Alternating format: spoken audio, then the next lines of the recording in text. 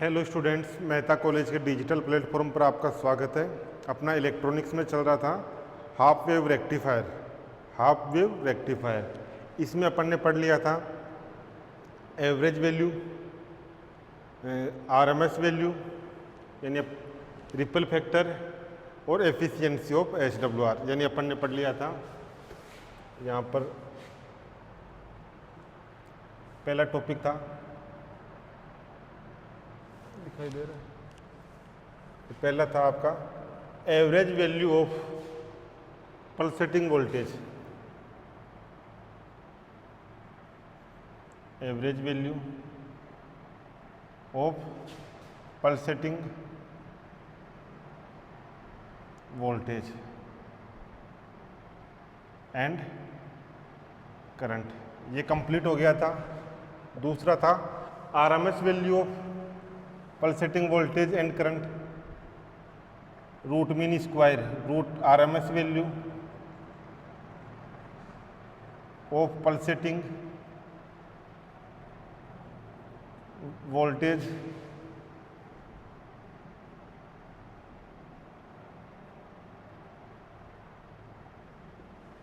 RMS value of pulsating voltage. इसके बाद अपन ने पढ़ा था efficiency of HWR, efficiency of half wave rectifier 40.6 आई थी। इसके बाद पढ़ा था, चौथा था रिपल फैक्टर उर्मिका गुणांक, यह आया था अपने पास 1.21। आज पढ़ेंगे अपन voltage regulation, voltage regulation.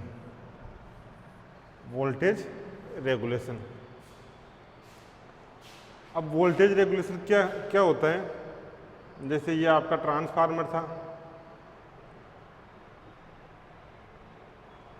Transformer से डायोड जुड़ा हुआ था, डायोड से आरएल जुड़ा हुआ था। यहाँ पर यहाँ पर अपन ने इनपुट दिया तो यहाँ पर आई आउटपुट करंट, आउटपुट, और इस लोड रेजिस्टेंस के सिरों पर, आउटपुट वोल्टेज।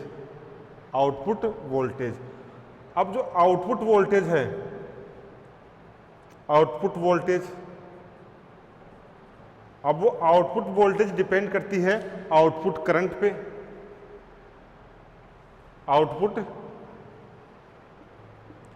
आउटपुट करंट कौन सी है? यहाँ पर अल्टरनेटिव करंट दे रहे हैं, यहाँ पर डायरेक्ट करंट मिल रही है। आउटपुट डायरेक्ट करंट पे,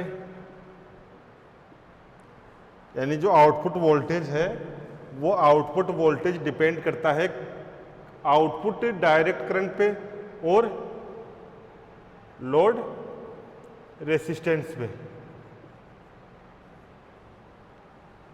आउटपुट करंट या आउटपुट वोल्टेज है, आउटपुट वोल्टेज आउटपुट करंट पे और लोड रेसिस्टेंस पे डिपेंड करता है। यानी आउटपुट वोल्टेज में करंट आउटपुट करंट के साथ परिवर्तन होते हैं। आउटपुट वोल्टेज में आउटपुट करंट के साथ परिवर्तन होते हैं और उन्हीं परिवर्तनों को वोल्टेज रेगुलेशन कहते हैं। तो इसमें लिखो voltage regulation.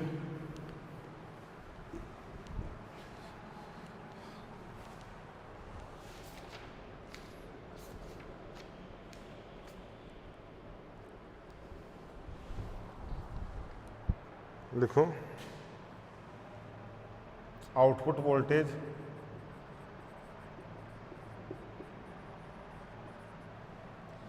Output direct current, output direct current, निर्गत डिस्ट धारा तथा लोड रेसिस्टेंस पर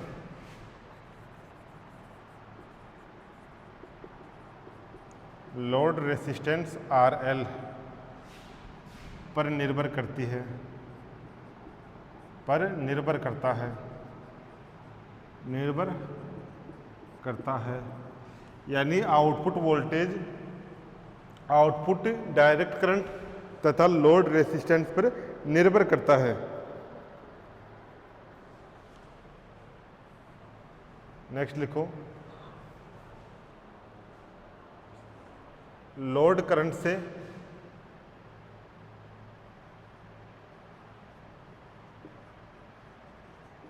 लोड करंट, या इसको बोल दो लोड धारा या लोड करंट को output direct voltage, output direct current,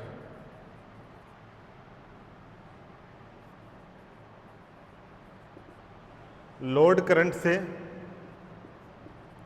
output voltage में हुए परिवर्तनों का मापन, लोड करंट से आउटपुट वोल्टेज में हुए परिवर्तनों का मापन, हुए परिवर्तनों का मापन वोल्टेज रेगुलेशन कहलाता है, वोल्टेज रेगुलेशन कहलाता है।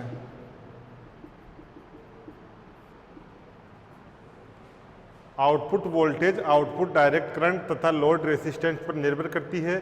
लोड करंट से आउटपुट वोल्टेज में हुए परिवर्तनों का मापन वोल्टेज रेगुलेशन कहलाता है, या मापन वोल्टेज रेगुलेशन से करते हैं, वोल्टेज रेगुलेशन से करते हैं।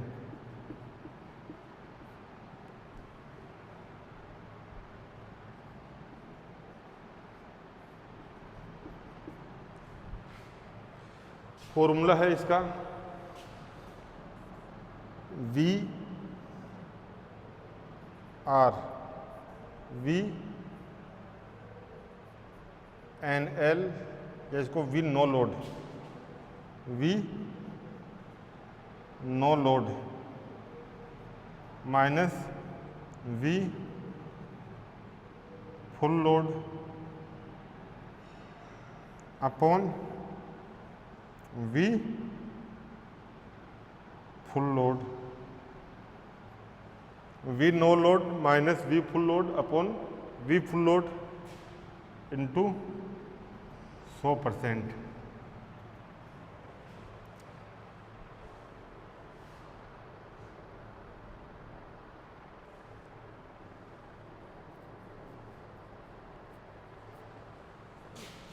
जहाँ V फुल लोड तो क्या है, V फुल लोड है लोड धारा पर, लोड धारा पर output voltage,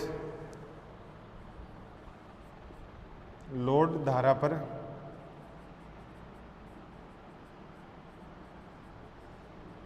output voltage, load धारा पर आउटपुट वोल्टेज, यह है V full load, V full load, V full load है लोड धारा पर आउटपुट वोल्टेज।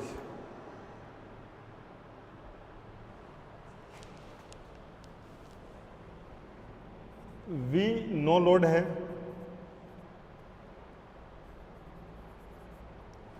शून्य धारा पर,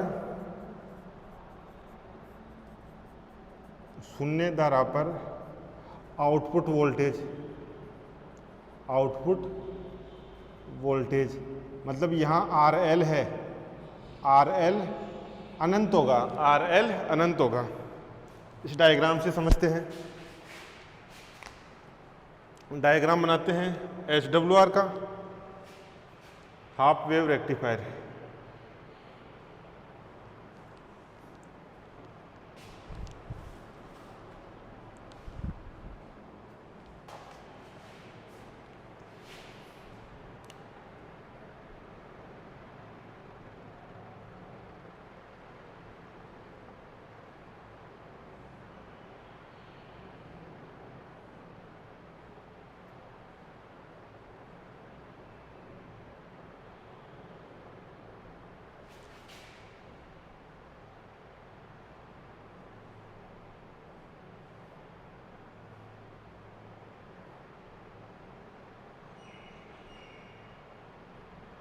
ये है आपका RL,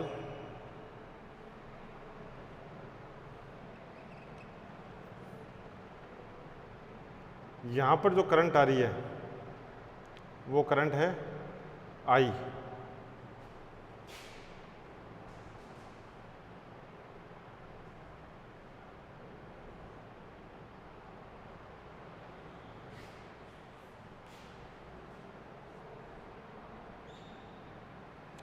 ये है आउट इनपुट,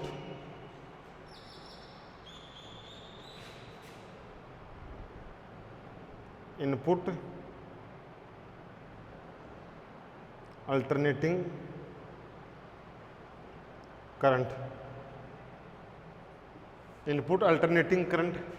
यहाँ पर ये I है, IDC। ये क्या है? Output direct current, direct current, output direct current. यहाँ पर ये है V आउटपुट, V आउटपुट, यानी ये जो दो टर्मिनल हैं इनके बीच में आउटपुट वोल्टेज। अब V आउटपुट क्या होगा? V आउटपुट होगा जो ये लोड रेसिस्टेंस है, इस लोड रेसिस्टेंस पे कितना वोल्टेज ड्रॉप होता है वही आपका वोल्टेज आउटपुट होगा। जो लोड प्रतिरोध है, इस लोड प्रतिरोध पर जितना वोल्टेज ड्रॉप होगा, जितना वोल्टेज ड्रॉप होगा वही आपका V आउटपुट होगा। अब यहाँ पर कितना होगा V? ये करंट आएगी इधर, तो ये हो जाएगा IDC RL, IDC RL। तो जो V आउटपुट है, ये V आउटपुट किस किस पे डिपेंड कर रहा है? एक तो डायरेक्ट करंट पे, V आउटपुट एक तो डायरेक्ट करंट पे, आउटपुट डायरेक्ट करंट पे, दूसरा प्रतिरोध पे, लोड रेसिस्टेंस पे। जो आपका आउटपुट वोल्टेज है वो आउटपुट डायरेक्ट करंट पे और लोड रेसिस्टेंस पे डिपेंड करता है। देखो ये लिखा है output voltage output direct current IDC तथा या लोड रेसिस्टेंस RL पर निर्भर करता है, RL पर निर्भर करता है। अब IDC का मान ज़्यादा होगा, IDC का मान ज़्यादा होगा तो आउटपुट का मान भी ज़्यादा होगा। IDC का मान ज़्यादा होगा तो V आउटपुट का मान भी ज़्यादा होगा। अब IDC के मान में परिवर्तन होता है तो V आउटपुट के मान में भी परिवर्तन हो रहा है। तो इन परिवर्तनों का मापन वोल्टेज रेगुलेशन से करते हैं, वोल्टेज रेगुलेशन से करते हैं, जिसका फॉर्मूला है V no load minus V full load upon V full load. अब ये नो लोड फुल लोड ये क्या होते हैं ये देखते हैं।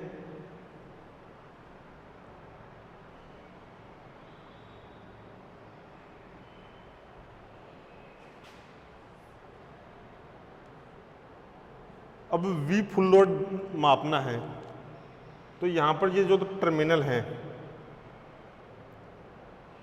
इन टर्मिनलों से लोड प्रतिरोध जुड़ा हुआ है, तो इसके ऊपर लोड प्रतिरोध के ऊपर करंट फ्लो होगी IDC। तो जितना वोल्टेज होगा लोड प्रतिरोध पर, या लोड प्रतिरोध जुड़ा हुआ है इधर, तो यहाँ IDC करंट फ्लो होगी। तो इस लोड प्रतिरोध के दोनों टर्मिनलों के ऊपर जितना वोल्टेज होगा वो होगा आपका V full load. V full load, तो वी फुल लोड यहाँ से माप लेंगे। दूसरा V no load, V no load के लिए क्या करेंगे, इस RL को हटा देंगे। RL का मान अनंत, यानी RL को हटा दिया। RL को हटा दिया तो अब इन दो टर्मिनलों के ऊपर जो V आउटपुट है उस V आउटपुट का मान आपका V नो लोड। अब निकालते हैं नो लोड और फुल लोड।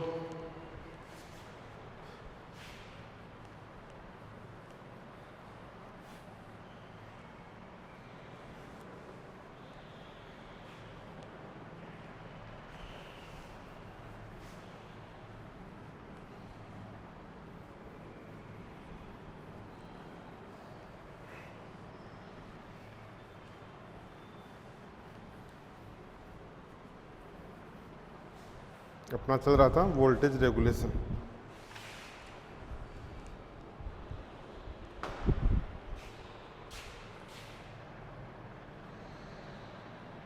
वोल्टेज रेगुलेशन चल रहा था।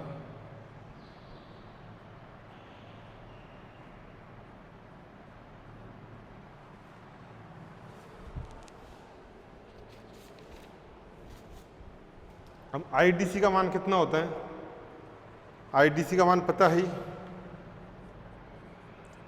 IDC का मान होता है IM अपॉन पाई।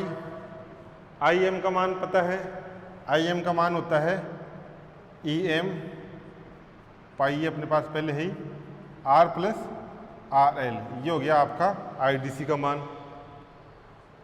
IDC का मान यहाँ से इसको लिख सकते हैं, IDC को लिख सकते हैं IDC R plus RL EM upon pi. ये हो जाएगा IDC R plus IDC RL is equal to EM upon pi.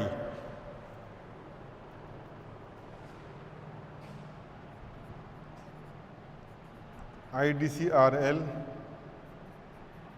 EM upon pi minus IDC R ये आ गया अपने पास IDC RL का मान, IDC RL का मान।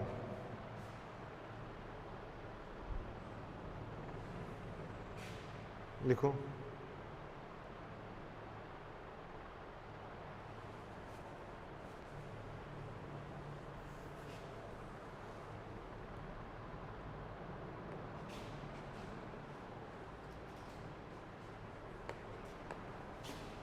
देखो अर्थात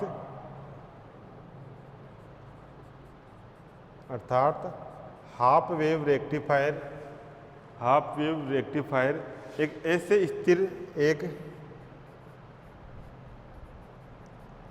स्थिर वोल्टा स्रोतों की तरह कार्य करता है।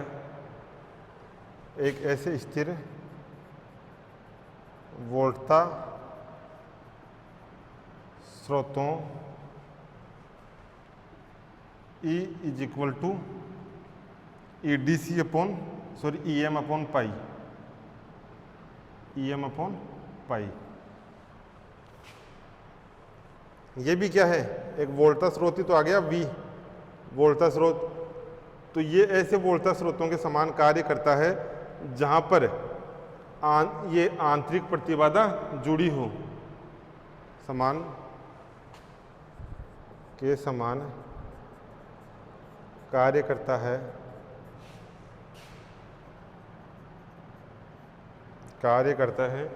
जिनका आंतरिक प्रतिरोध R हो, जिनका आंतरिक प्रतिरोध R हो।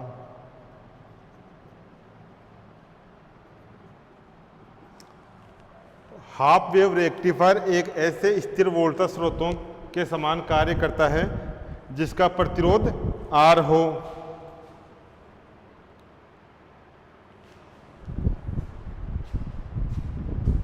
यानी HWR है वो ऐसे वोल्टेज स्रोतों के समान कार्य करता है।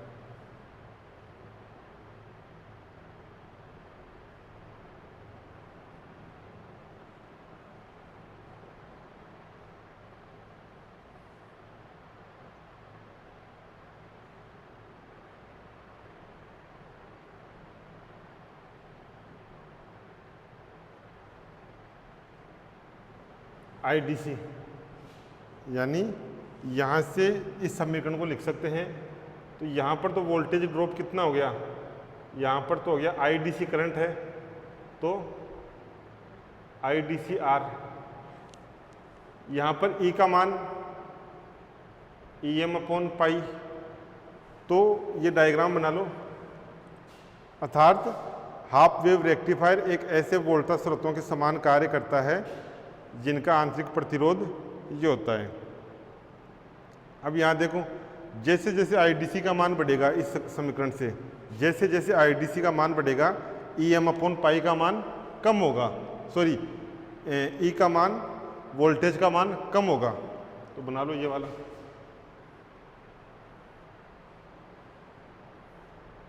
ये है आपका, इधर तो है E, इधर है आपका IDC। ये स्टार्ट हो रहा है आपका EM/पाई, EM/पाई।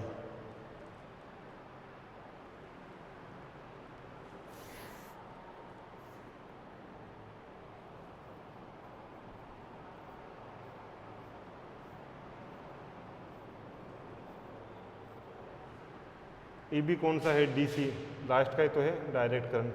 तो लिखो इसमें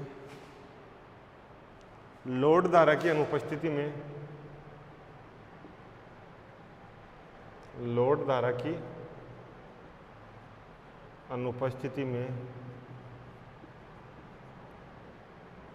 E = बराबर होंगे E = EM/पाई होता है, तथा IDC का मान बढ़ने पर, तथा IDC का मान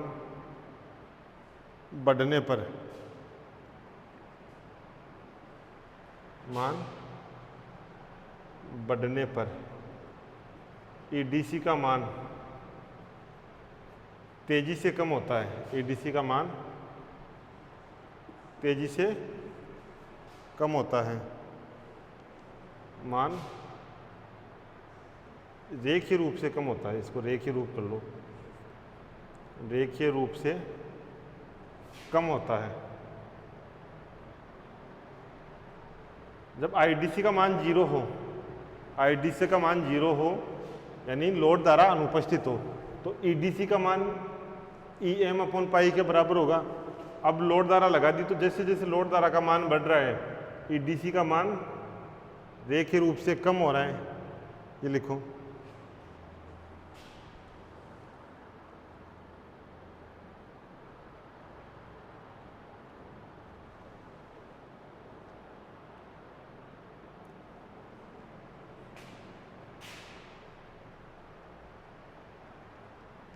अब लोड ही नहीं हो, नो लोड, तो आपका E क्या हो जाएगा, E किसके बराबर हो जाएगा,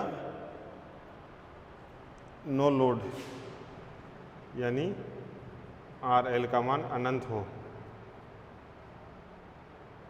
RL का मान अनंत होगा तो IDC 0, करंट फ्लो ही नहीं होगी। IDC का मान 0, करंट फ्लो ही नहीं होगी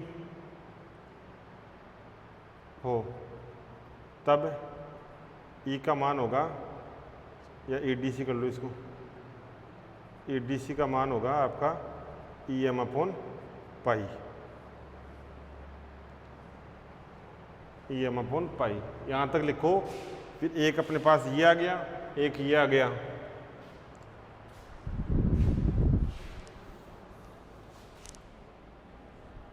इसको बराबर कर सकते हैं आप, इसको आप ऐसे लिख सकते हैं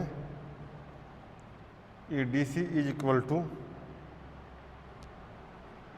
EM upon pi minus IDCR। ये आ गया VD आपका फुल लोड, ये आ गया नो लोड। दोनों को पुट करके मान निकालेंगे।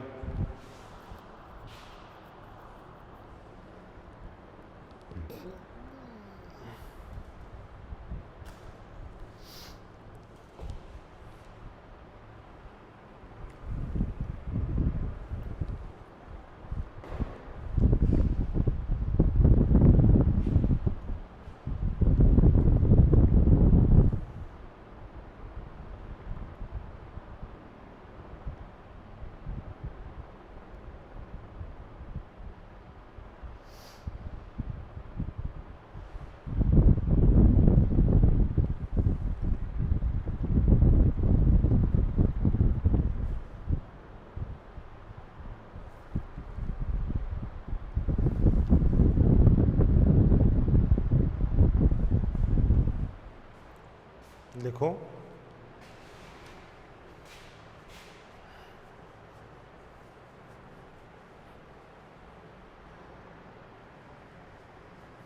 अपना क्या फॉर्मूला था?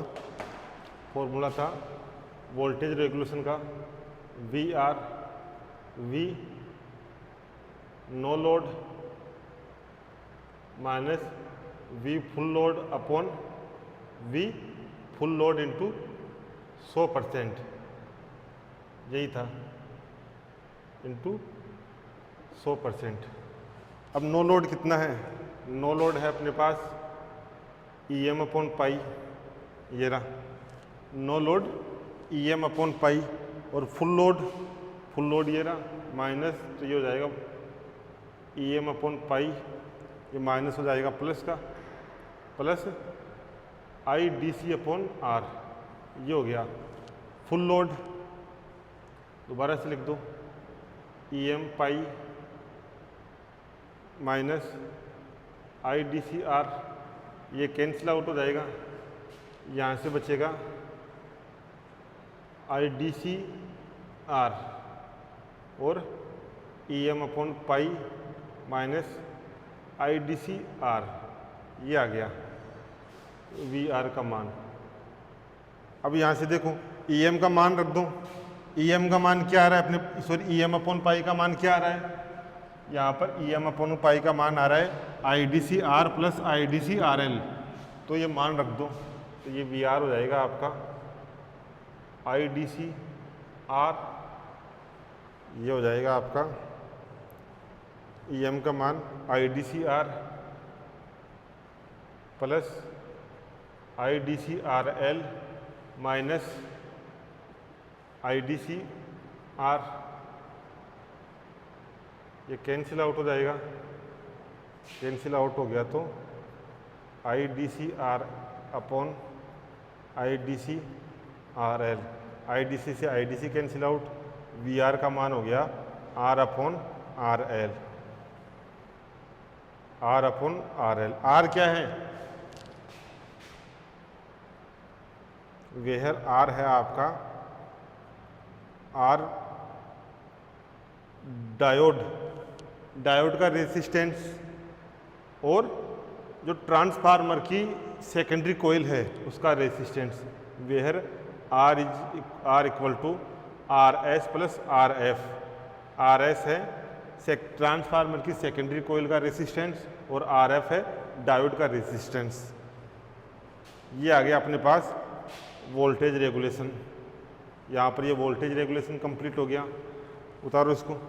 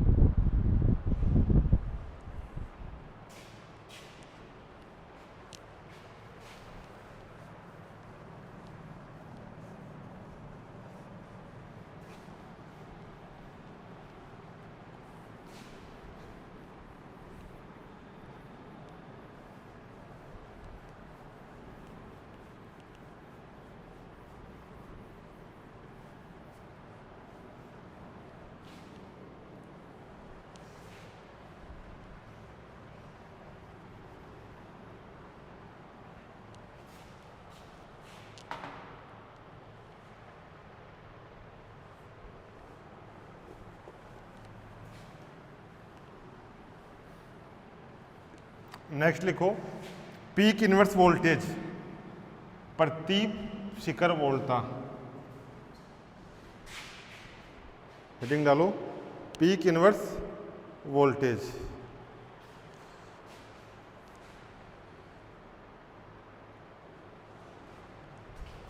छठवा है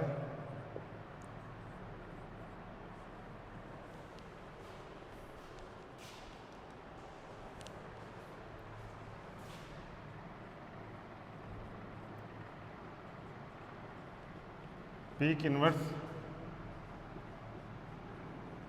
वोल्टेज।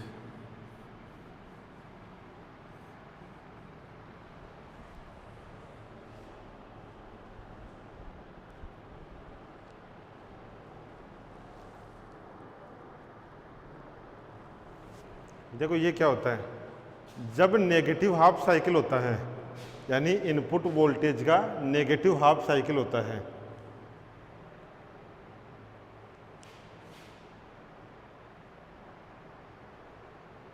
ये पॉजिटिव हाफ साइकिल है, ये नेगेटिव हाफ साइकिल है। जब इनपुट वोल्टेज के नेगेटिव हाफ साइकिल में वोल्टेज का मान मैक्सिमम होता है,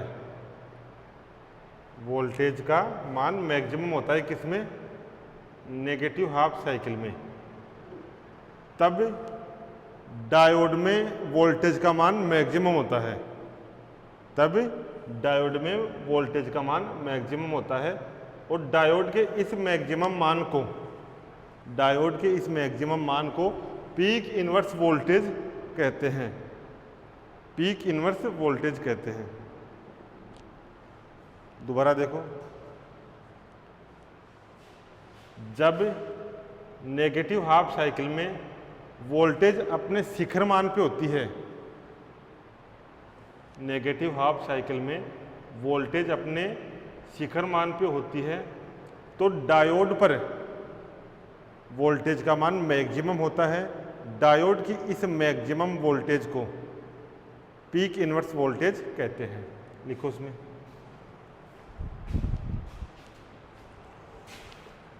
नेगेटिव हाफ साइकिल में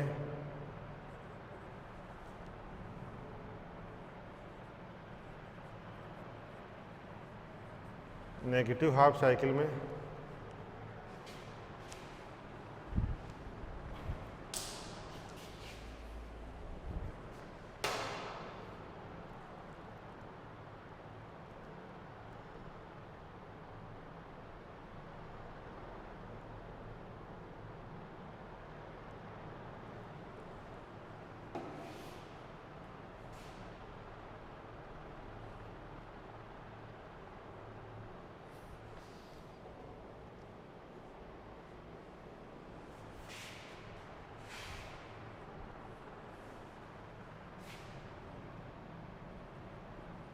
जब इनपुट वोल्टेज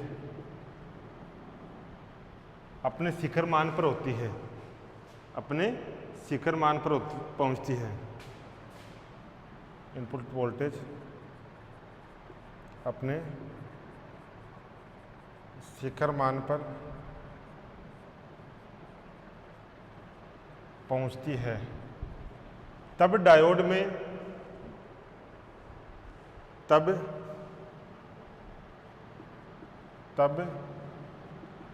डायोड पर वोल्टा मैक्सिमम होती है, डायोड पर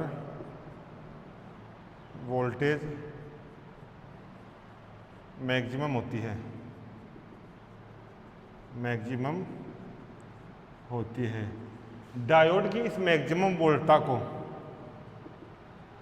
डायोड की इस मैक्सिमम वोल्टा को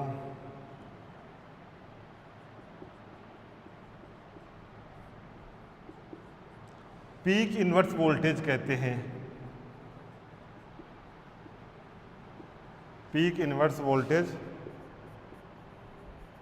इसको PIV पीक इनवर्स वोल्टेज कहते हैं। पॉजिटिव हाफ साइकिल में जब इनपुट वोल्टेज अपने शिखर मान पर पहुंचती है तब डायोड पर वोल्टेज मैक्सिमम होती है। डायोड की इस मैक्सिमम वोल्टेज को या इस डायोड की इस मैक्सिमम वोल्टेज को पीक इनवर्स वोल्टेज कहते हैं।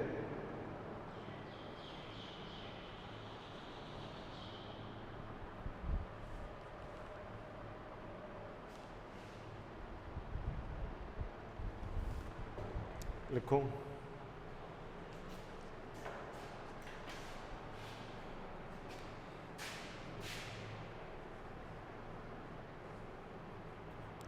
तो क्या इस पीक इनवर्स वोल्टेज में करंट फ्लो होगी? बताओ देखिए।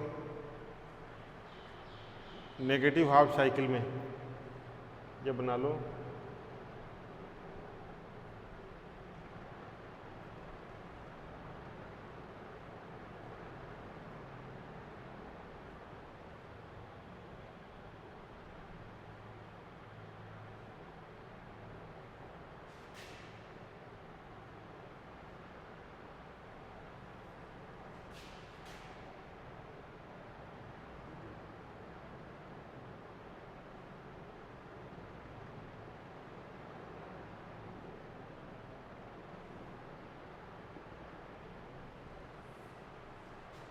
यहाँ पर करंट फ्लो नहीं होगी। नेगेटिव हाफ साइकिल पर ये पॉइंट ए था, ये पॉइंट बी था। तो नेगेटिव हाफ साइकिल के लिए ये नेगेटिव, ये पॉजिटिव। नो करंट, यहाँ करंट नहीं होगी। No current. करंट क्यों नहीं होगी? क्योंकि डायोड है आपका रिवर्स बायस में है, नेगेटिव से जुड़ा हुआ है, रिवर्स बायस में है। रिवर्स बायस में डायोड में से करंट फ्लो नहीं होती है।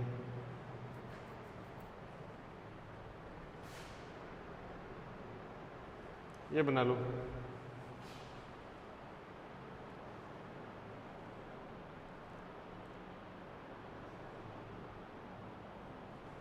इसमें लिख लो HWR में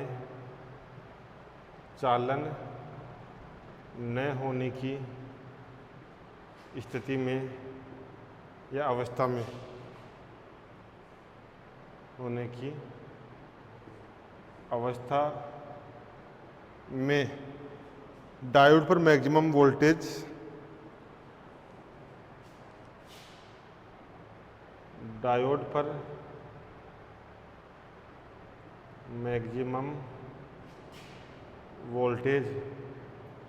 या इसको PIV डायोड पर maximum voltage input alternating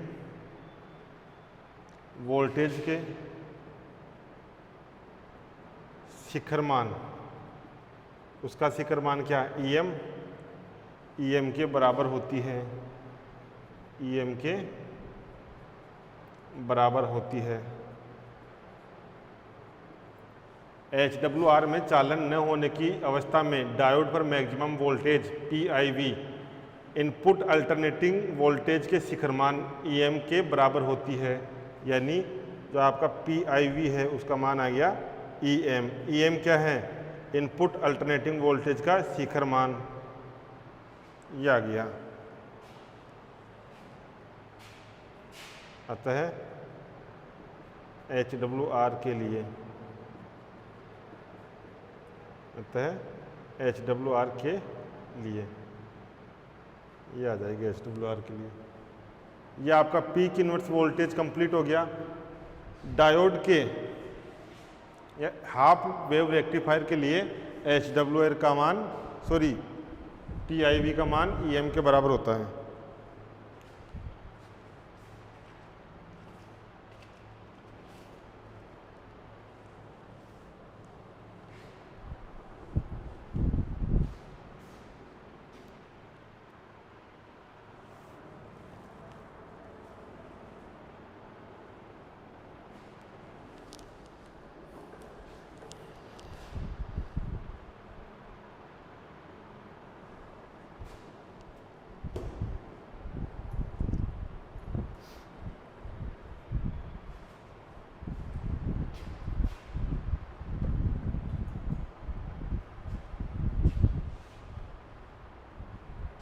next लिखो इसमें frequency component of output voltage and current. इसमें लिखो फ्रीक्वेंसी कंपोनेंट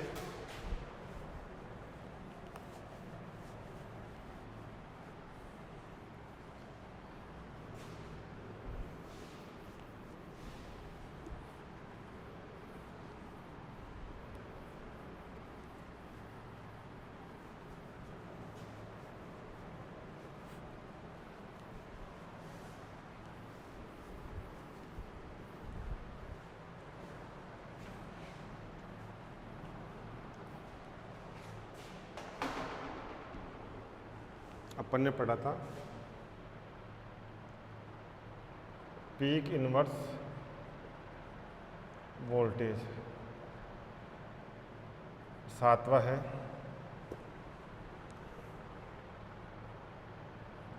है फ्रीक्वेंसी कंपोनेंट ऑफ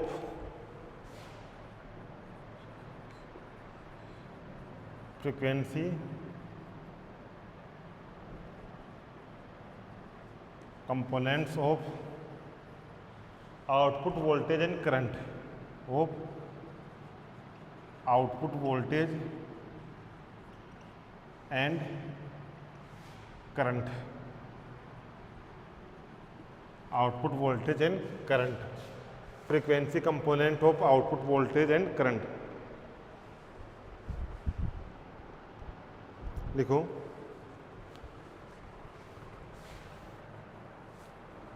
HWR में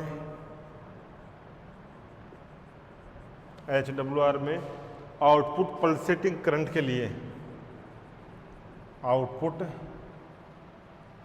पल्सेटिंग करंट के लिए, HWR में आउटपुट पल्सेटिंग करंट के लिए फूरियर करंट के लिए के फूरियर विश्लेषण द्वारा के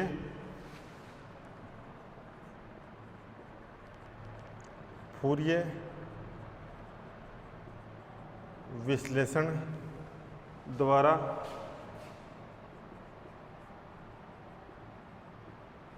आवर्ती के घटक प्राप्त किए गए। यानी जो हाफ वेव रेक्टिफायर में आउटपुट पल्सेटिंग करंट है, उस करंट के फूरियर विश्लेषण द्वारा आवर्ती के घटक ज्ञात किए गए।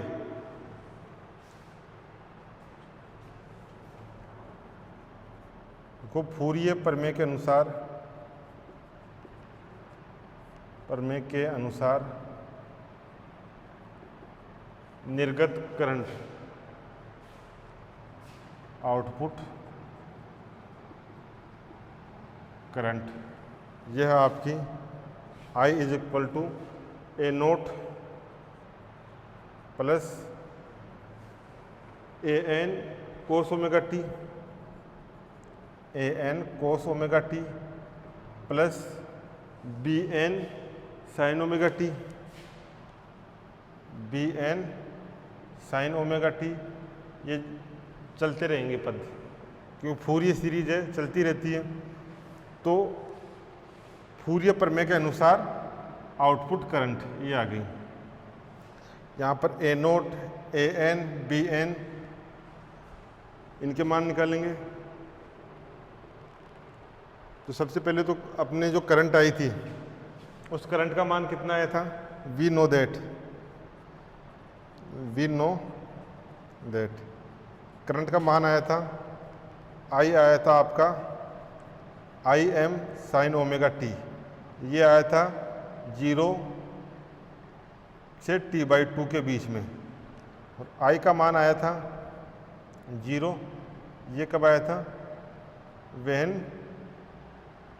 T/2 और T/2 से T के लिए। अब यहाँ पर या वेहर A0 क्या है, A0 है आपका 1/T 0 to t i dt। इसका किया, इसका करेंगे 1/t। अब इस 0 से t है, इसको दो टुकड़ों में डिवाइड करेंगे, 0 से t/2 और t/2 से t। तो t/2 से t/2 से t के लिए तो 0, तो ये आ जाएगी आपकी 0 से t/2। और करंट का मान कितना है, Im sin omega t, Im sin omega t, Im sin omega t। ये अपन ने किया था तो ये अपने पास आ गया था Im बटा पाई, अपन ने सोल्व किया था Im बटा पाई, एवरेज वैल्यू निकाली थी तब, ए नोट का मान तो आ गया ये। इसी प्रकार जो आपका an है, an का मान है 2t अपॉन 2/t, 0 से t, 0 से t। ये है आपका i cos n omega t dt, i cos n omega t dt। bn का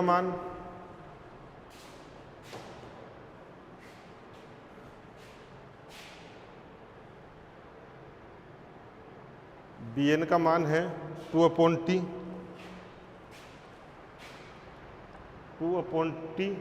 0 से t i sin n omega t dt, sin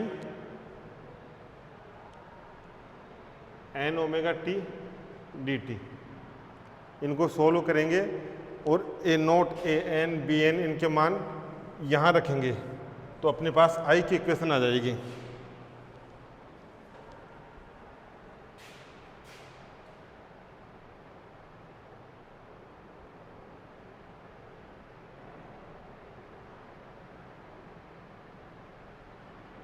solution करके मान रखने पर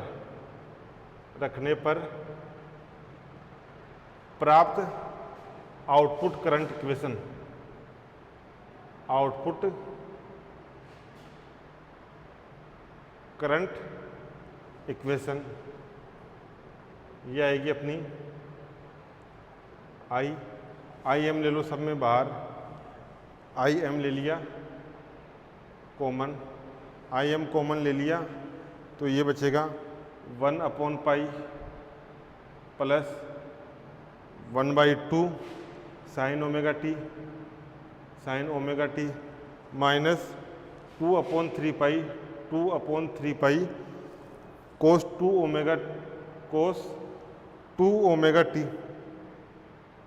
ओमेगा टी। ऐसे ये चलता जाएगा। ये आ गया तो ये अपने पास जो आउटपुट करंट है उस आउटपुट करंट की फ्रीक्वेंसी आ गई।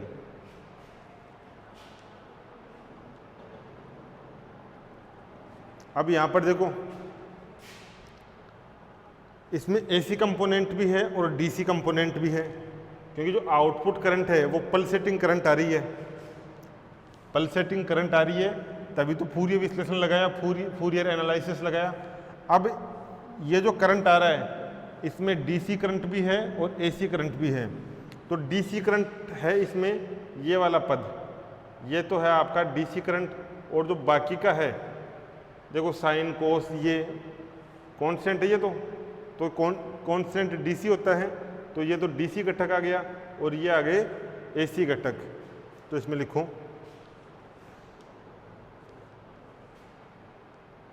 यहां तक उतारो इसको।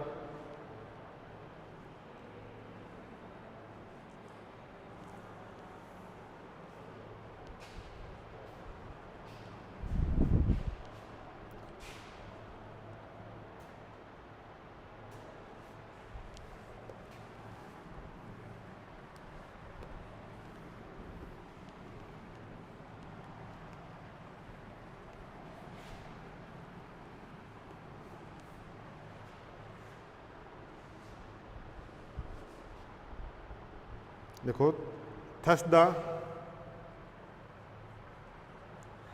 HWR contains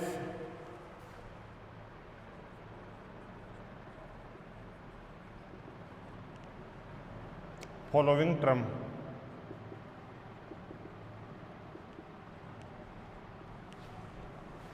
Thus the HWR contains following term. Contains following term. पहला लिखो डीसी कंपोनेंट्स। सबसे पहला DC component, DC component IDC. कितना आया DC component IDC? I M upon pi, क्योंकि यहाँ साइन कोस नहीं आ रहा। DC component IDC is equal to I M upon pi. ये तो आ गया आपका DC component. This is desired component. ये वांछित कंपोनेंट है, मतलब desired component. This is desired component. DC component IDC is equal to I M upon pi. This is desired component.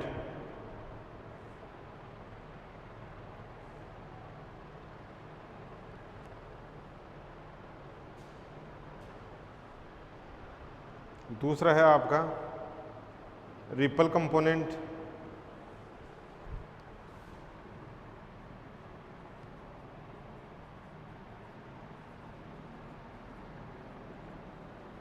Ripple component यानी जिसमें एसी का भी कुछ मान हो, जिसमें एसी का भी कुछ मान हो। तो इसमें आ रहा है आपका, लिखो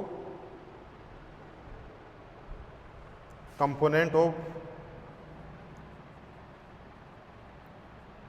components of fundamental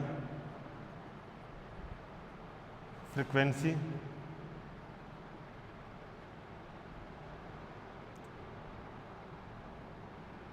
components of fundamental frequency f, components of fundamental frequency f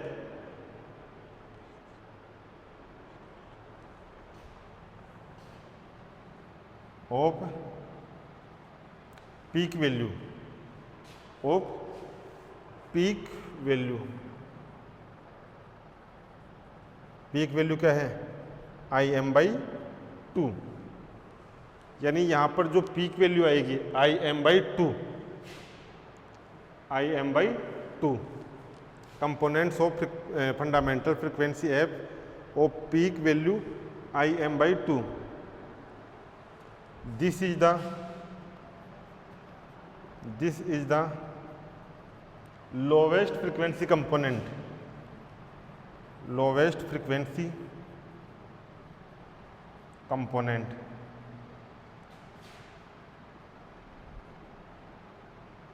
This is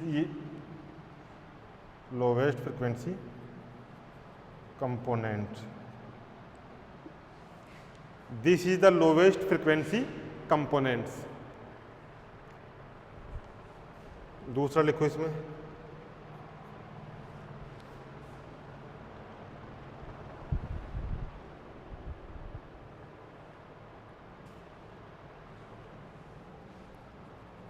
even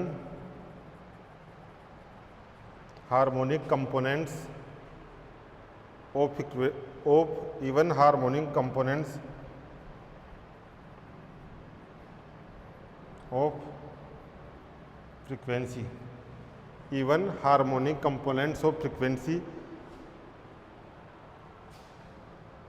2f 4f 6f etcetera. यानी जो हार्मोनिक कंपोनेंट है इवन, वो भी सम फ्रीक्वेंसी के इवन हार्मोनिक कंपोनेंट कौन कौन से? ये फ्रीक्वेंसी है, तो इसके इवन हार्मोनिक कंपोनेंट, इवन सम 2 4 6 8 10, तो ये है even harmonic component.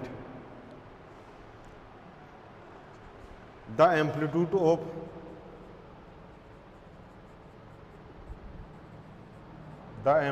Of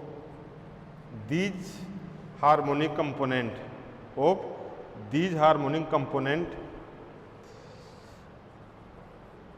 harmonic component increases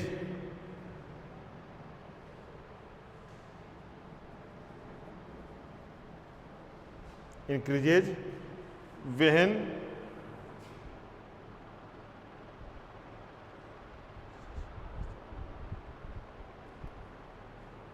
decreases कर लो, इसको उल्टा लिख देते हैं, decreases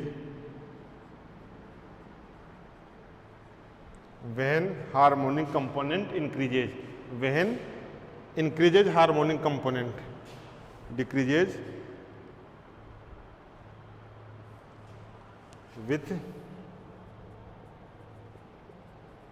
with increasing harmonic component, increasing harmonic component and increases with decreasing harmonic component, ये भी लिख सकते हैं। तो ये आ गए HWR के कंटेंट्स। HWR कंप्लीट हो गया। HWR के लिए ये 7 पॉइंट, ये 7 पॉइंट, ये कि ये आएंगे आपके फुल वेव रेक्टिफायर के लिए। ये हाफ वेव रेक्टिफायर था, नेक्स्ट आएगा फुल वेव रेक्टिफायर। यहाँ पर एक डायोड काम आ रहा था, उसमें 2 डायोड काम आएंगे। यहाँ पर एक डायोड, वहाँ पर 2 डायोड। तो यहाँ पर जो नेगेटिव हाफ साइकिल है, वो नेगेटिव हाफ साइकिल रुक जाता था। जो नेगेटिव हाफ साइकिल था उसके लिए डायोड रिवर्स बायस में हो जाता था, तो करंट फ्लो नहीं होता था T/2 से T के लिए। अब जो फुल वेव रेक्टिफायर है उसमें 2 डायोड लेंगे, 2 डायोड लेंगे। एक diode full positive half cycle के लिए फॉरवर्ड होगा और दूसरा रिवर्स में होगा। नेगेटिव हाफ साइकिल के लिए एक रिवर्स में होगा और दूसरा फॉरवर्ड बायस में होगा।